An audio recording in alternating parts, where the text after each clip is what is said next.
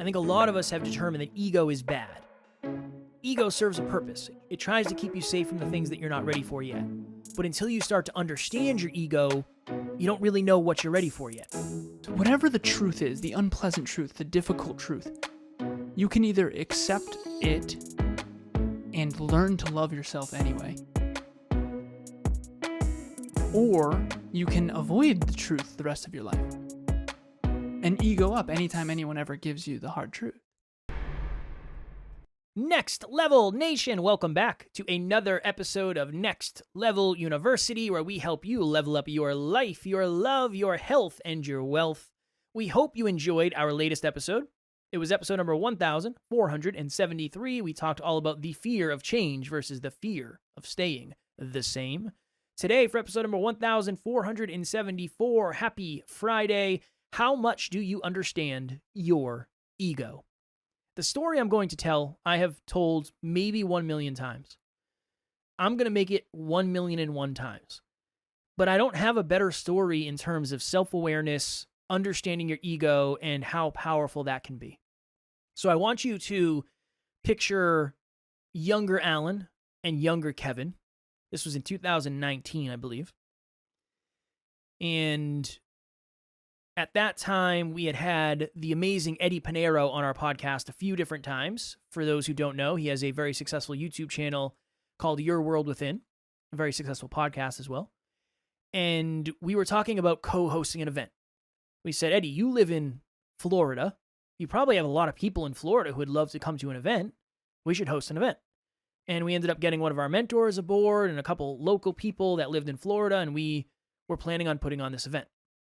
Well, before we did the event, Alan and I went down to Florida to see the venue, hang out with Eddie, get the lay of the land, mastermind, figure out what was going to happen. And as is normal for Alan and I, when we travel, we like to work out. So we said to Eddie, hey, what are your thoughts about working out? Can we schedule our meetings around our workout today? How do we want to do this? And he said, well, I actually have a gym in the basement of my apartment. So it's a big apartment. It's got a big gym. We can just work out there. It's open 24/7. We're all good. So I'll never forget. We worked a very, very long day.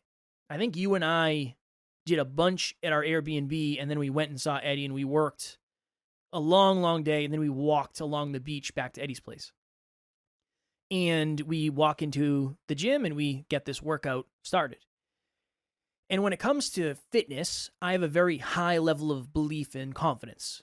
I've been working out since I was 16. I feel very confident in the gym. I'm usually one of the stronger people I know, so I have a lot of positive emotions around fitness. So we're all split up, we're crushing our workouts, headphones in, awesome.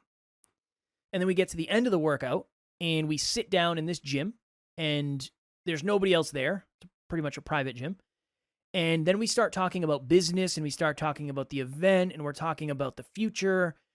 And I remember feeling an energetic shift. And I went from 10 out of 10 confident to very, very, very insecure, to the point where I remember internally villainizing Alan and Eddie. I remember thinking to myself, these guys are arrogant. How are they talking the way they're talking about business right now? Like they know everything and blah, blah, blah, blah, blah. And I asked myself a very important question in that moment. So this is where self-awareness came in for me, hyper-conscious.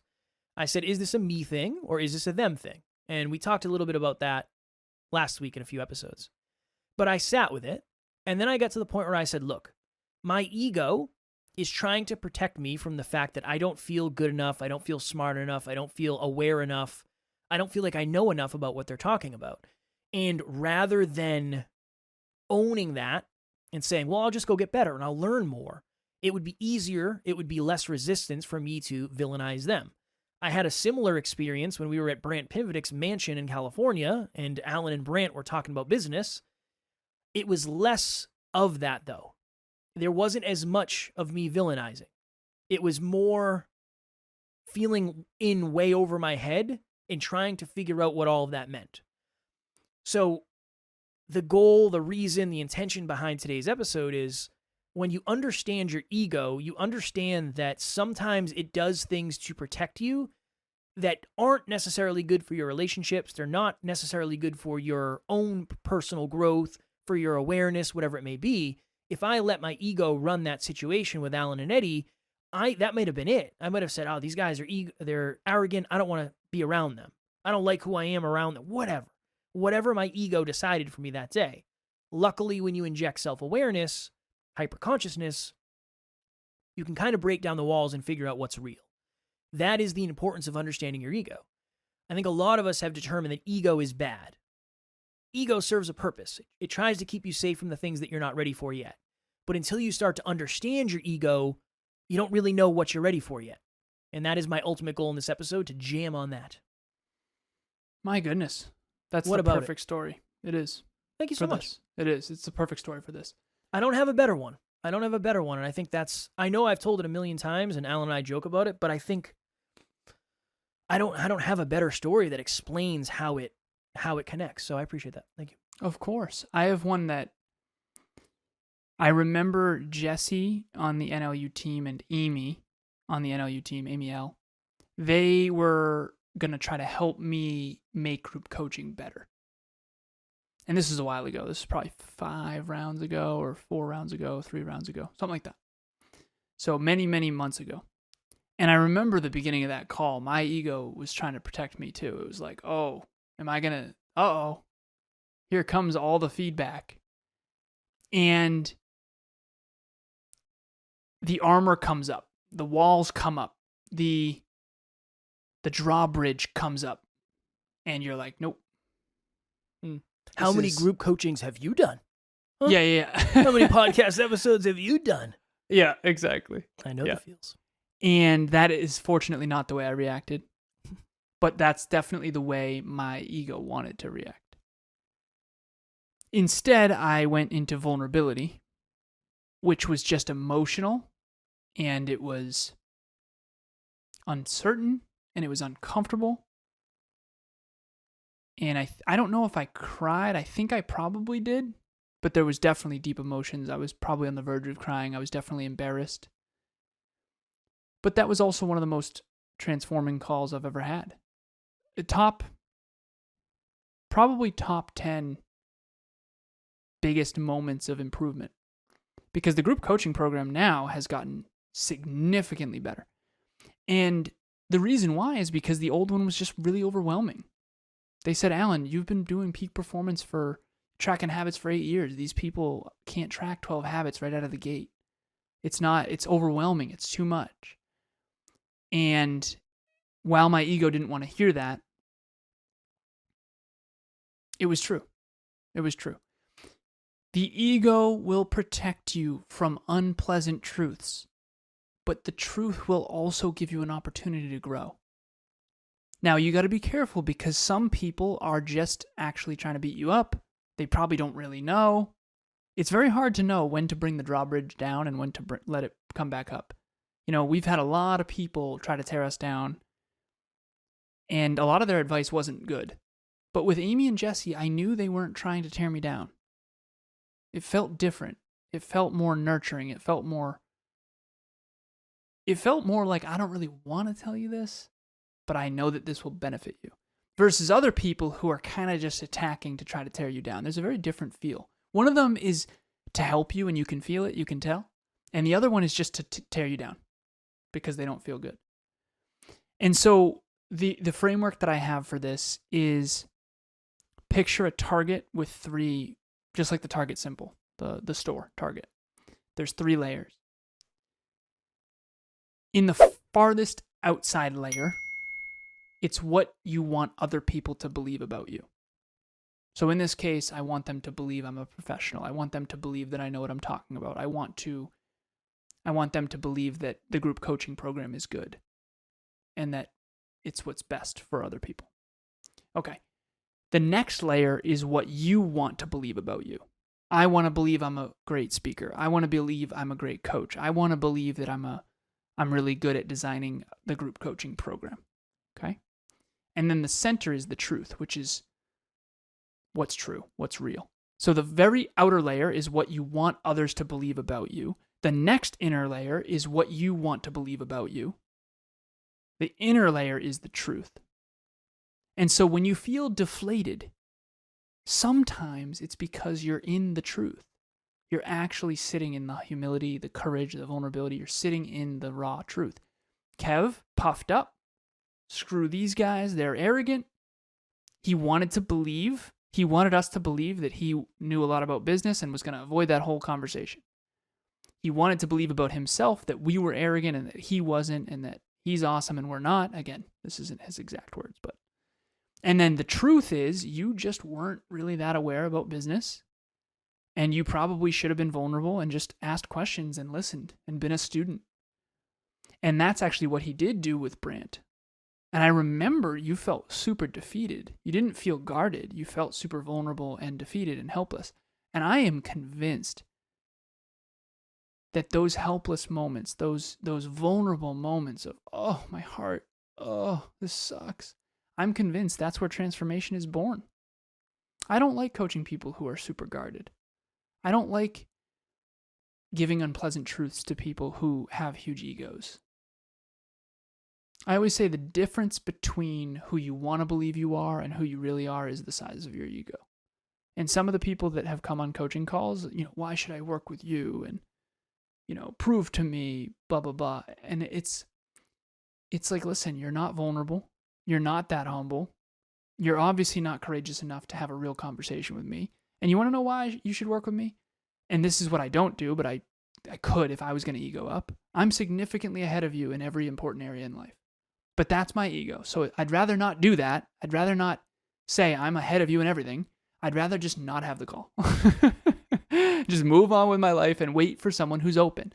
So be careful who you open up to. But make sure that you're open. Let life touch you. Let these experiences touch you. Check in with, is this a me thing or is this a them thing? Because there is a possibility that other people are being arrogant. There is a possibility they are inaccurate. There is a possibility they're bullies. But if they're not, and you know they're not intuitively, try to be vulnerable and learn. It's been very weird for me lately coaching because we have several clients. One is a clinical psychologist with a PhD, and then the other one is also a therapist, a board-certified therapist. And they're both just super humble, just unreasonably humble with very little ego to the point where I got on a call recently and one of them just said, hey, can I just vent to you for a little bit? I'm like, yeah, of course. And that happened the previous call too. And this person was crying at one point. It was like, I'm just very grateful that this person understands that they can let the ego down. I think that's huge. So if you have people in your life where you feel like you can let your ego down and live in the truth, that is amazing because you probably feel safe to do it. And that's the other thing too is every time I've ever villainized Alan internally, I've always told him after at some point, maybe not right away, but when I figure it out, I always tell you like, hey, I was dealing with this thing. I don't know. It was weird. I'm sorry if I was off or my energy was off or whatever it may be. I think the other thing too is when you start to understand your ego, you can start to connect dots in the past that maybe you couldn't have connected before. So I've told this story before, again, but I just think it's a really good example. Excuse me. I've been losing my voice lately. I was at a party that you were at, not Summerfest. Yeah, Summerfest. We talked about that earlier. And I stayed up very late, playing volleyball, drank a lot. There was a lot of alcohol consumed that night. And there was these two young ladies who I was having a conversation with, who I was hitting on at the time. And one of them said something about, oh, we'd never get with you. You're shorter than us. And that was like my biggest insecurity. And my ego flared. And I said something along the lines of, I make more money than anybody you're ever going to be with. So I don't even care. And realistically, I didn't make that much money. So that probably wasn't true. I made a good living, but there's a lot of people who make a lot more money than I did. That was my ego. Why did my ego fight back? Because I was not ready for that level of truth. That was the truth that I was so afraid of getting, and I got it from two people at the same time, and I was like, I can't handle this. You know what's so interesting about this? Yeah. You always knew that was true. Yeah, it's different. it's different logically versus hearing it emotionally. I know. But yeah, I'm not of making course. that wrong. No, I remember when I was very, very short, prepubescent. I didn't hit puberty till very late. So all my bullying, being bullied and stuff, I was very small and insignificant. And it's not fun. Mm-mm. Feeling small and insignificant, particularly as a man, it's not fun when you're around athletes that could eat you. But anyways, Kev, what is interesting about this is I empathize all day with you being a short man because Short a lot king. of women have... Short king, please. Short king. Yeah, Short king. Thank you. A lot of women have articulated to me, like, thank you so much that you're tall. Like, thank goodness you're tall. It's like a thing. It is. It's a big time thing. Yeah. We all kind of know these things, right?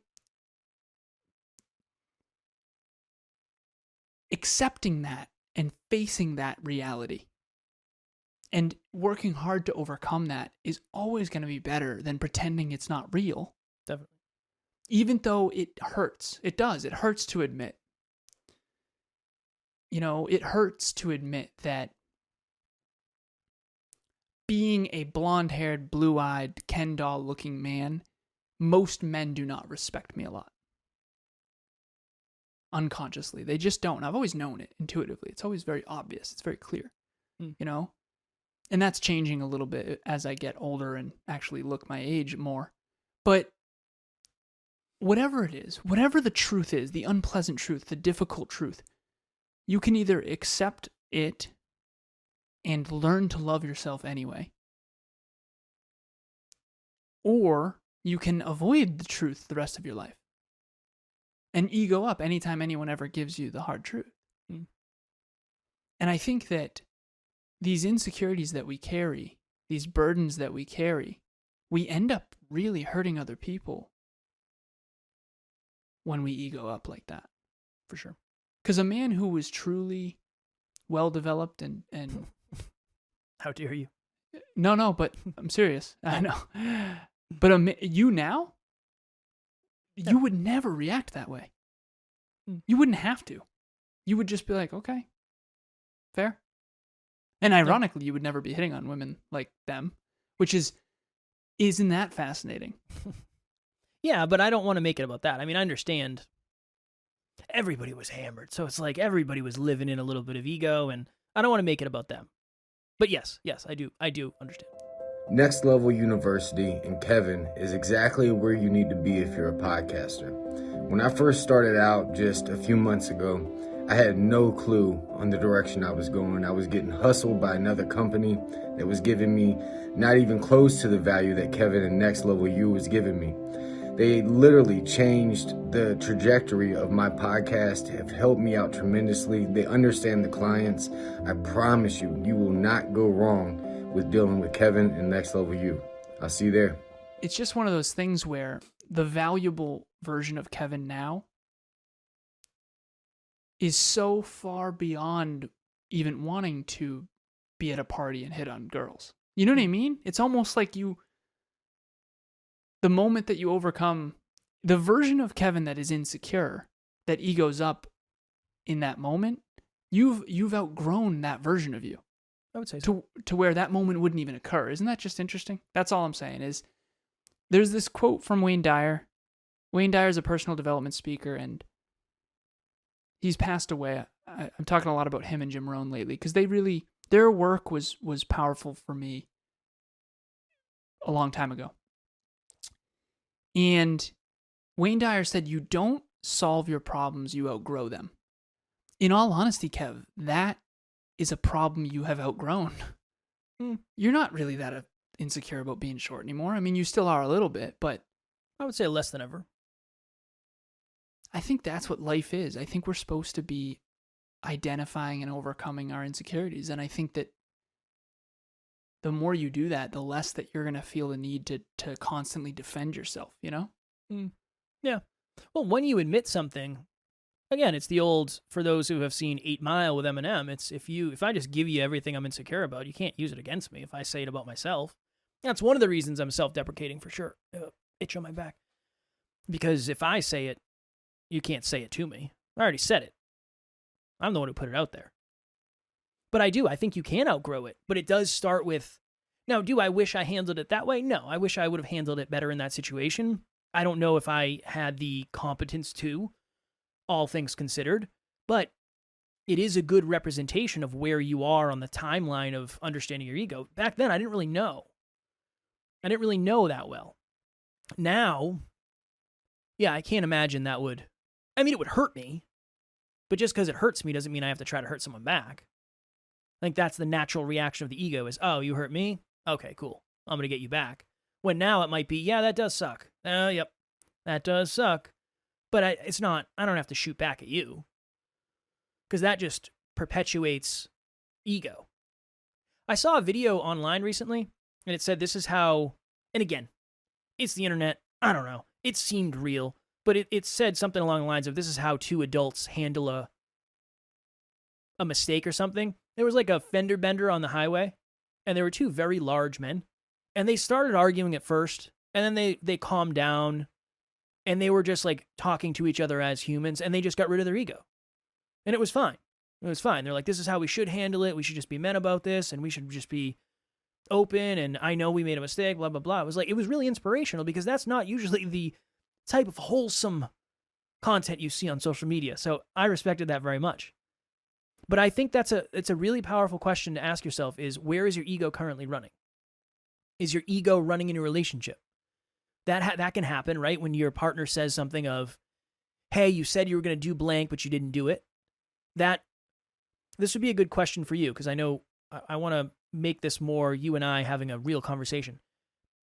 Right now, I think my biggest, and it's the best it's ever been, the biggest ego flare I get is when I feel misunderstood by someone, and it's like, I want to tell them, you don't know what it's like to be me, or you don't know what it's like to blah, blah, blah, blah, blah.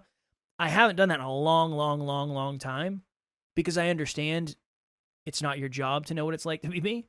This is what I signed up for. Where is your current bucket of ego flare? Probably that. Yeah. Yeah, that one is a big one, because a lot of people have a really hard time understanding why I'm not available. Yeah. And sometimes they'll take digs at me. And it's very difficult to articulate in a meaningful way why I'm not available. And so there's a part of me that wants to say, well, you have a ton of time because you don't have any goals.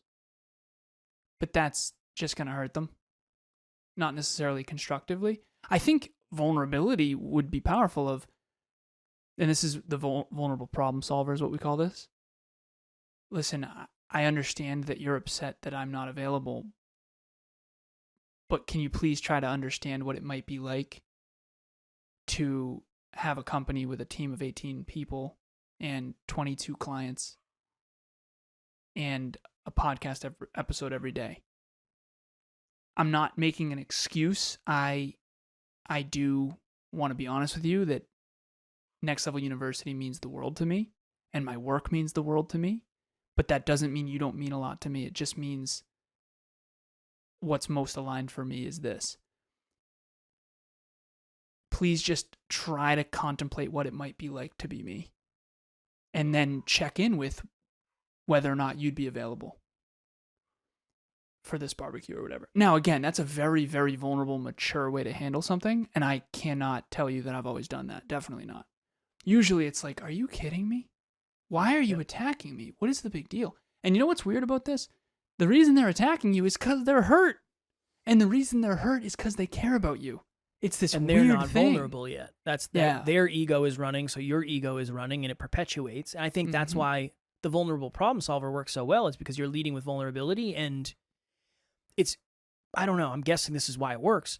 You have to have an extra level of ego to crap on someone when they're being vulnerable. That's why the person, if you're in a really aligned relationship, the person who apologizes for whatever is usually, that's usually the end of it. Because if somebody comes to you and says, hey, I know, I should have my bad, my apologies, I should do better. The last thing you're going to say is, yeah, you should do better. You're terrible.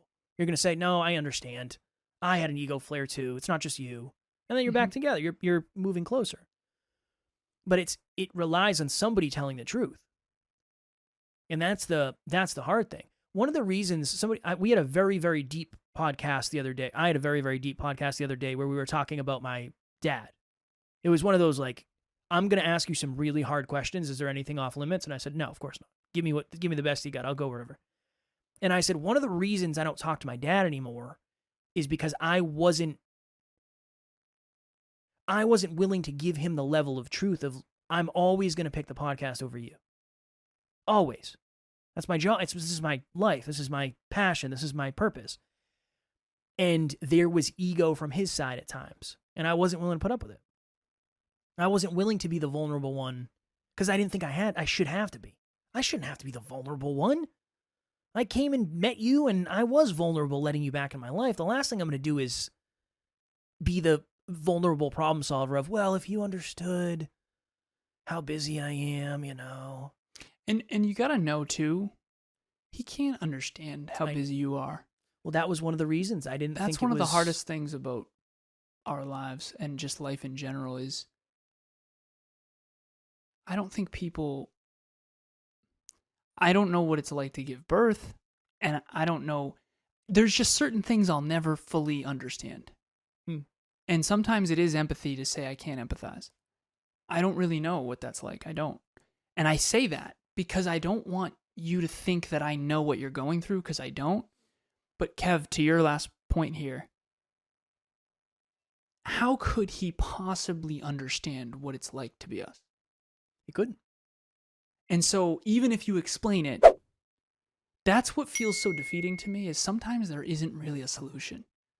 Like my past friends, I hope they know I care about them, but they're never really going to understand why I can't be there. Unless they try to do what we're doing. And then they'd be like, holy crap, this is, okay, yeah, makes perfect sense. But they're not going to do that. And that's something I've never been good at in the past.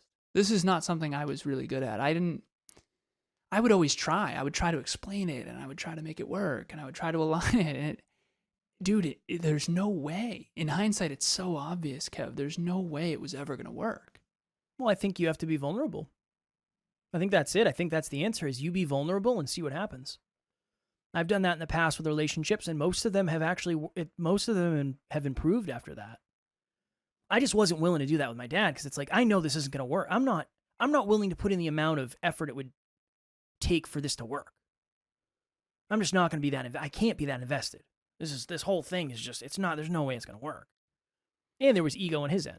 I'm not going to jump through hoops to keep someone with an ego in my life.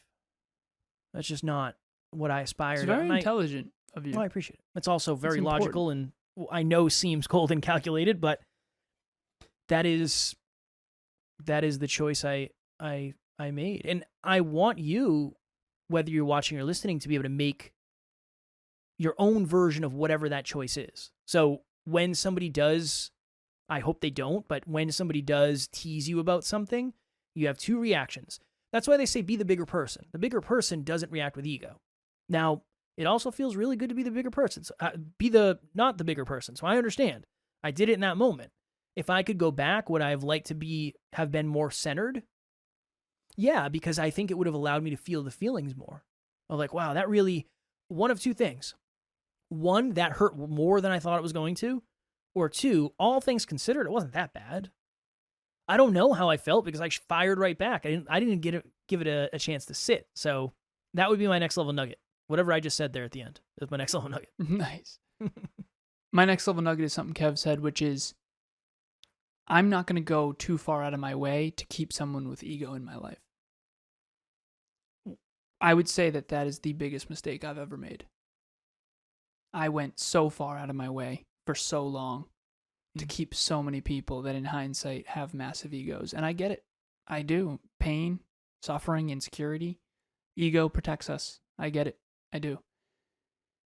But in hindsight, the biggest mistake I've ever made was going way, way, way out of my way to try to make a relationship with someone who has a huge ego work when my growth journey is only going to increase the amount of triggering that ego.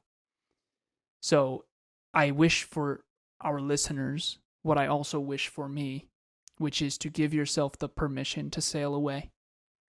Sail away from ego. Your life will be better.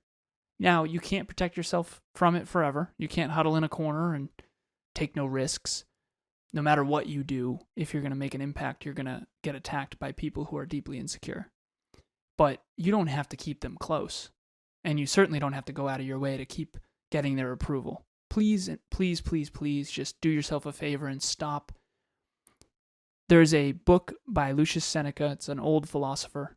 And I don't necessarily like Seneca. I don't dislike Seneca. He's a philosopher and his book is great. It's called On the Shortness of Life. And he warns us about the 8 things that he believes are life suckers, for lack of better phrasing. Things that take away our life.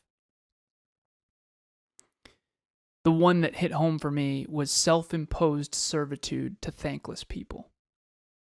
In other words, going out of your way to try to help people who are just disrespectful, unappreciative, and unkind.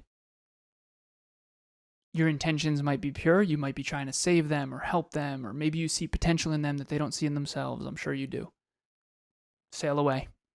And what's ironic is they'll actually come to you eventually. It's interesting how that works, but sail away. Give yourself permission to put yourself first, because what if what's best for you is what's best for the world? Heavy one today. Definitely. Heavy one. Good topic, though. Good topic. All right, Next Level Nation. As you know, the first Thursday of every single month, except for last month because I was supposed to be traveling, we do our Next Level monthly meetup. This is an opportunity to be completely behind the scenes with us, and every month we choose a different topic. So one might be health, the next might be wealth, the next might be love. You don't have to have your camera on, you don't have to participate, it's not recorded. It's kind of like a live podcast that nobody else ever gets to see. For our next one on October 5th, are you making these 3 relationship mistakes? I wrote it down and my handwriting is atrocious. So most of us are going to end up in relationships, and not a lot of us have studied them. If we go back to Wednesday's episode, how long has your biggest problem been a problem? If it's relationship based, maybe you haven't studied the right things yet. And there are some common mistakes. There are some common issues. There are some common problems that relationships have. So we are going to ask ourselves, are we making any of these 3 problems? We will have the link on our website. So if you go to, are we going to have it in the show notes? I know I ask this every time. Mm-hmm. It'll be in the show notes. The link to the landing page will be in the show notes. If you want to join us, please do. We'd love to have you. It's not recorded. You can show up on camera. You don't have to. You can type in the chat. You don't have to. You can ask a question live. You don't have to. Whatever is best for you. And we would love to see you. Strong work. I appreciate that. I can't read my own handwriting, which is a huge concern. If you've never... Nope. That's not where I'm going. That's not where I'm going. No. Okay. If you've ever considered starting a podcast, Kevin and I have something called Next Level Podcast Solutions. 50 clients now? I believe 52. 52 podcasts that we produce. If you've ever considered wanting to start a show and you want to grow and monetize it, Next Level Podcast Solutions is the place to do that. And again, we have 1,474 episodes of failing forward, making mistakes, learning from other people, learning from guests, learning from each other, learning from ourselves. We produce this show as well. So if you want a show that is well produced, like the 52 others, or 51 others, I should say, because this is one of them, then reach out to Kevin at nextleveluniverse.com. He is the podcaster for podcasters, Mr. Podcast Man about is podcasting. What we call him. Yeah. About podcasting, yeah. So, Next Level Podcast Solutions. Nice. And shout out to the amazing NLPS team. I do not do it alone. I could not do it alone. We have an amazing team behind the scenes. So shout out to each and every one of them. Did I say what we're talking about tomorrow? No. Tomorrow for episode number 1475, how to set your money goal. We talk about goals often, but we don't talk about money goals often. And Alan brought that to my attention, and we're going to do it tomorrow. As always, we love you. We appreciate you. Grateful for each and every one of you. And at NLU, we do not have fans. We have family. We will talk to you all tomorrow. Keep overcoming that ego. Next Level Nation.